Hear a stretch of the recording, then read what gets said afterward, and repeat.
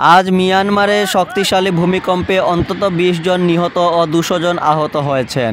প্রতিবেশী থাইল্যান্ডে নিহত হয়েছেন অন্তত ৩ জন।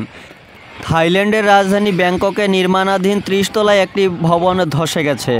ভবনে কর্মরত ৪৩ জন শ্রমিক নিখোঁজ রয়েছেন।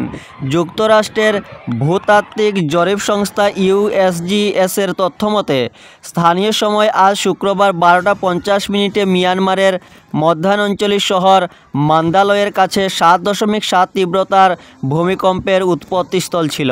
প্রায় ১১ মিনিট পর ৬.৪ মাত্রার ভূমিকম্প পরবর্তী কম্পন অনুভূত হয়। প্রতিবেশী বাংলাদেশ, ভারত, থাইল্যান্ড, চীন ও ভিয়েতনামেও ভূমিকম্প অনুভূত হয়েছে। এই ছবি ও ভিডিওগুলি মিয়ানমারের ও থাইল্যান্ডের।